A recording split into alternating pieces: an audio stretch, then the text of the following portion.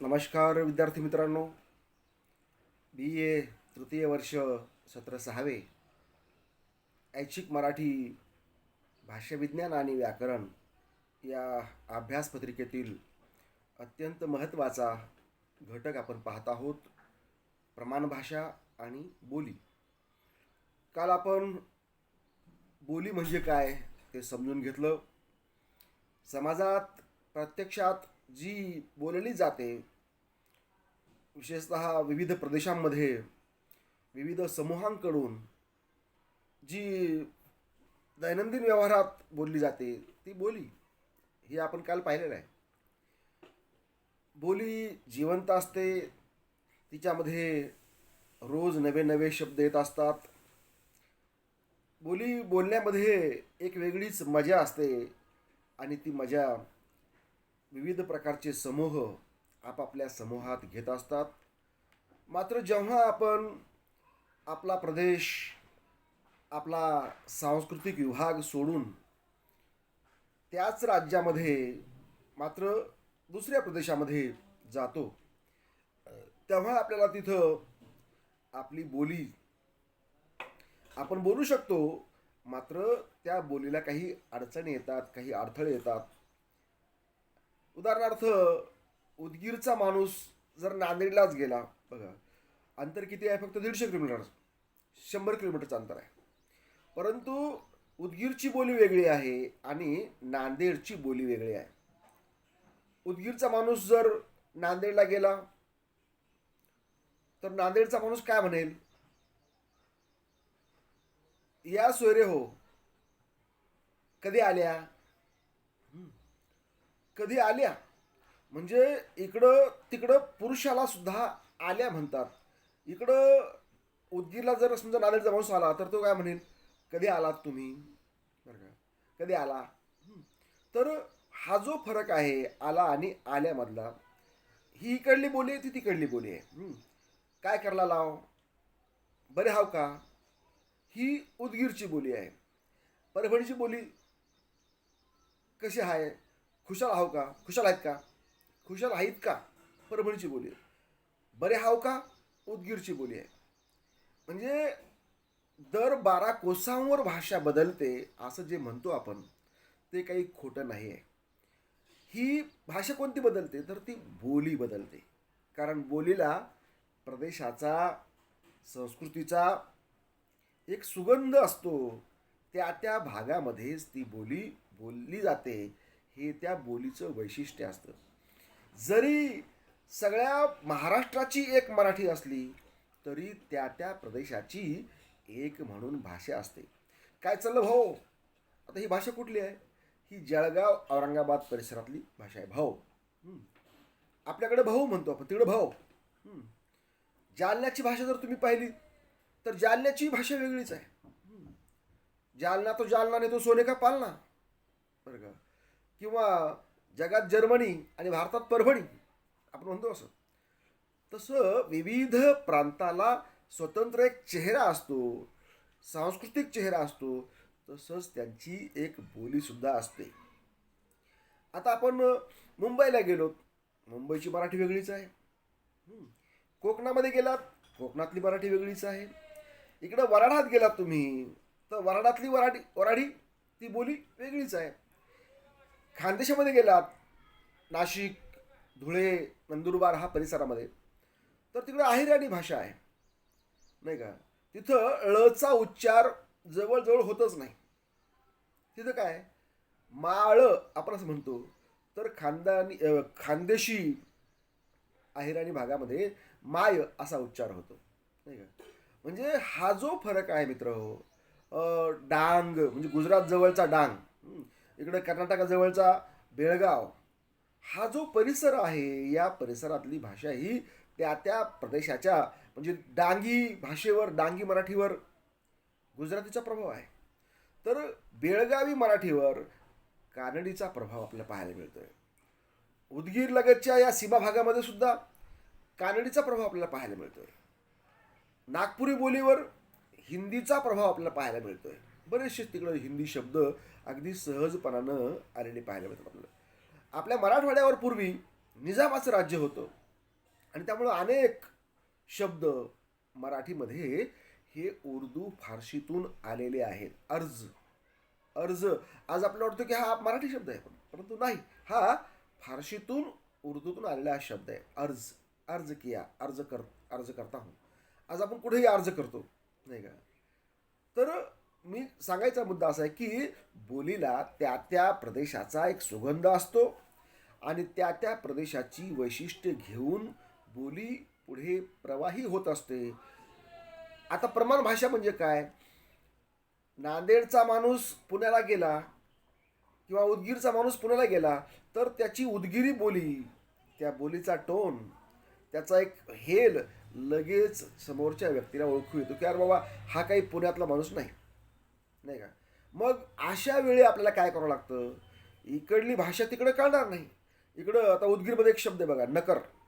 नकर, नकर चला, नकर बसा, नकर उठा. नकर म्हणजे काय? तर नकर हा एक म्हणजे ज्याला एक्स्ट्रा असं म्हणूया आपण शब्द, बरं का, भाषेतला उगीच वापरायचा. उगू उगू, दुसरा एक शब्द उगूच, उगीच्या उगीच. तर असा तो शब्द या बोली भाषेमध्ये आपल्याला पाहायला मिळतो, जो तुम्हाला अन्यत्र कुठेही मिळणार नाही, नाही का? आता परभणीच्या शिव्या आणि उदगीरच्या शिव्या खूप फरक आहे. इकडं हेंडगा लावणे एक प्रकार, एक वाक्प्रचार आहे. तिकडं परभणीमध्ये वेगळीच भाषा आहे. सांगलीमध्ये आपण गेलो तर तिकडे वेगळीच भाषा आहे. साताऱ्यामधची भाषा रांगडी भाषा आहे. मित्र हो, सांगायचा मुद्दा असा आहे की बोली ही प्रादेशिक असते, तिला विशिष्ट प्रदेशाची चव असते, गंध असतो. तर प्रमाण भाषा ही सगळ्यांची एक असते. म्हणजे बोली समजेलच असं काही नाही. एखादा शब्द आपण आवडू शकतो, परंतु प्रमाण भाषा ही सगळ्यांना समजण्यासाठी असते. आणि म्हणून प्रमाण भाषा म्हणजे काय? तर शासकीय व्यवहाराची, शासकीय कामकाजाची, न्यायालयाची, एकूणच सार्वजनिक व्यवहाराची भाषा म्हणून आपण जी भाषा निवडलेली आहे तिला आपण प्रमाण भाषा असं म्हणतो. आता प्रमाण भाषेची व्याख्याच जर आपल्याला पाहिजे असेल तर बघा, ही एक व्याख्या आहे.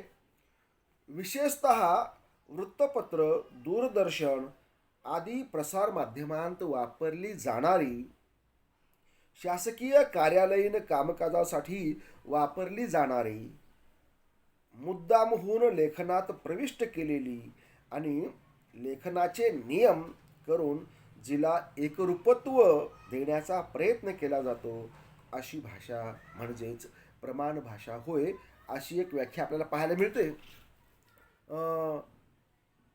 महेंद्र कदम यांची ही व्याख्या आहे ह्या भाषेचा अभ्यासक. दुसरी एक व्याख्या आहे, जी बोली सार्वजनिक व्यवहार, लिखित साहित्याची निर्मिती इत्यादी कामांसाठी वापरली जाते अशी बोली म्हणजेच प्रमाण भाषा होय, अशी एक व्याख्या आपल्याला प्रमाण भाषेची करता येते. तर या दोन्ही व्याख्यांवरून आपल्याला असं लक्षात येईल की प्रमाण भाषा म्हणजे तरी काय? तर ती एक बोलीच असते, मात्र ती विशिष्ट वर्गाची ती बोली असते. आता हा विशिष्ट वर्ग कोणता? आपण पाहतो समाजामध्ये, म्हणजे विशेषतः भारतीय समाजामध्ये जर आपण बघितलं तर भारतीय समाज हा अनेक स्तरांमध्ये विभागलेला समाज आहे. अनेक भेदाभेद घेऊन जगणारा हा समाज आहे. अदृश्य भिंती जशा जातीच्या असतात, धर्माच्या असतात, प्रांताच्या असतात, भाषेच्या असतात, वेशभूषा, केशभूषा, इतकी विविधता आपल्याला जगाच्या पाठीवर तुम्हाला कुठंही मिळणार नाही एका देशामध्ये. तर मुद्दा असा आहे की अशा विविधतामुळं काय होतं, अनेक अडथळे संवादामध्ये, एकजिनसीपणामध्ये येत असतात. आणि अशामुळं काय होतं की इथं हे सगळं भेदभावाचं राजकारण आपल्याकडं चालू असतं. आम्ही श्रेष्ठ, तुम्ही कनिष्ठ, उच्च नीच, नाही का? तसं भाषेच्या बाबतीतही असं राजकारण झालं. आणि मग आमची भाषा श्रेष्ठ, तुमची कनिष्ठ. म्हणजे पूर्वीच्या काळामध्ये संस्कृत हीच प्रमाण भाषा होती, नाही का? आज संस्कृत कुठं आहे? आज ही मृत भाषा, मृतप्राय भाषा होऊन बसलेली आहे. का? कारण नियमांनी जखडली. आणि नियम काय होते की ही आमची भाषा आहे, तुम्ही बोलायची नाही. तुम्ही बोलायची तर नाहीच नाही, ऐकायची सुद्धा नाही. जर तुम्ही ही आमची भाषा ऐकली तर तुमच्या कानामध्ये शिसं ओतलं जाईल आणि कानं कायमचे बंद केले जातील. जर तुम्ही आमची बोली बोलायचा प्रयत्न केला तर तुमची जीभ मुळापासून हसडली जाईल आणि तुमची वाचा बंद केली जाईल. अशा प्रकारचे नियम मनुस्मृतीच्या काळामध्ये संस्कृतच्या व्याकरणकारांनी लावले की संस्कृत ही कोणाची आहे? ही देववाणी गिरवाणवाणी, म्हणजे फक्त ती देवांनी, देव म्हणजे भूदेव यांनीच बोलायची भाषा आहे. अशा प्रकारे एखाद्या भाषेवर जेव्हा बंधनं येतात तेव्हा ती भाषा काळाच्या ओघामध्ये हळूहळू व्यवहारातून गायब होते, नष्ट होते. आणि आज संस्कृत फक्त ग्रंथांची भाषा, विशिष्ट प्रसंगी बोलायची भाषा, म्हणजे फक्त मंत्रांचं स्वरूप तिला आज आलेलं आहे. या उलट आपण जर बघितलं मराठीसारखी प्राकृत, प्राकृत म्हणजे मूळ स्वरूपात असलेली जशीच्या तशी, अशी ही मराठी का टिकली आहे? कारण हिला बोलीच्या रूपामध्ये समाजामध्ये अजूनही तेवढंच स्थान आहे. हिलाही व्याकरण आहे. तर प्रमाण भाषेचं वैशिष्ट्य असं की प्रमाण भाषेला व्याकरण असतं, मग बोलीला नसतं का? बोली ही बोलायचं रूप आहे. परंतु जेव्हा आपण लिहितो तेव्हा तिलाही नियम असतात, व्याकरण असतंच भाषेला.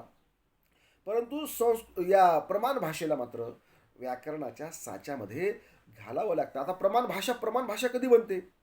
मी तुम्हाला सांगत होतो की विशिष्ट वर्ग असतात, स्तर असतात समाजामध्ये, आणि या स्तरामध्ये जो वरचा स्तर आहे त्याला आपण जीत जेते म्हणूया. वरचा म्हणजे जिंकलेला, खालचा म्हणजे हारलेला, जीत जेते. अशा प्रकारे जेत्यांची भाषा ही जितांची भाषा होत असते, त्यांच्यावरती लादली जात असते. म्हणजे जितांनी जसं राहणं स्वीकारलं तसं अनुकरण हे जेत्यांनी जसं अनुकरण केलं, जसं राहणं स्वीकारलं तसं जीत जे आहेत त्याचं अनुकरण करत असतात. जेत्यांची जी भाषा असते ती भाषा जीत हे अनुकरत असतात. आणि आज म्हणून मराठी जी प्रमाण भाषा आहे ती कुणाची आहे? तर ती पुणेरी एक बोली भाषा आहे, जिला आपण आज काय दिलेलं आहे? समाज मान्यता. आता ही फक्त समाज मान्यता आहे का? नाही, शासकीय मान्यता, राज्य व्यवहाराची मान्यता. बघा, म्हणजे शिवपूर्व काळामध्ये आपण जर बघितलं तर फारसीचा प्रभाव होता. फारसी ही राजमान्य भाषा होती, तीच प्रमाण भाषा होती. शिवाजी राजांनी काय केलं? मराठीचा राज्यव्यवहार कोश तयार केला आणि मराठी भाषेला राजभाषेचा दर्जा दिला. आणि मग त्यामुळं मराठी ही प्रमाण भाषा बनली. अलीकडच्या काळामध्ये आपण पाहूया की म्हणजे पेशवाईच्या नंतरच्या काळामध्ये पुण्यातली, म्हणजे पुणे म्हणजे काय? राज्याचं सांस्कृतिक केंद्र. आणि मग ज्या समाजाची संस्कृती थोर असते, ज्या समाजात सांस्कृतिक चळवळी असतात, लेखन चळवळी असतात, वाचन चळवळी असतात, असा जो समाज असतो तोच समाज हा इतरांवर वर्चस्व गाजवतो, राज्य करतो आणि त्याचीच सत्ता येत असते. अशा सत्ता मत्तावाल्यांची जी भाषा असते तिला प्रमाण भाषा म्हणलं जातं. आणि मग ती भाषा ही सर्वश्रेष्ठ. पण इथं श्रेष्ठ कनिष्ठ असं काही नसतं खरं म्हणजे भाषेमध्ये. बोली कनिष्ठ आणि प्रमाण भाषा श्रेष्ठ असा गैरसमज अजिबात करायची गरज नाही. भाषा ही भाषा असते. पण प्रमाण भाषा म्हणजे काय? एक मान्यता प्राप्त, सगळ्या बोलींनी मिळून मान्यता दिलेली. आता काही ठराव घेतलेला असतो का असं काही नसतं, परंतु समाज मान्यता, राजमान्यता, आणि त्यामुळं ती भाषा प्रमाण भाषा बनलेली असते. तर अशा प्रकारे जी पुस्तकाची म्हणजे ग्रंथांची भाषा आहे, जी शासकीय व्यवहाराची भाषा आहे, जी न्यायालयीन कामकाजाची भाषा आहे, जी सार्वजनिक भाषा आहे तिला आपण प्रमाण भाषा म्हणतो. जिला व्याकरण आहे, जिला नियमांनी बद्ध केलेलं आहे, अशी आता 1 मे 1960 रोजी महाराष्ट्राची स्थापना झाली. आणि महाराष्ट्राची भाषा म्हणून मराठी जी राजभाषा म्हणून म्हणली गेलेली आहे तिला आपण आज प्रमाण भाषा म्हणतो. एवढं आपण समजून घेतलं तरी आपण इथं पुरेसं आहे. इथं आपण आज थांबूयात. धन्यवाद मित्रांनो.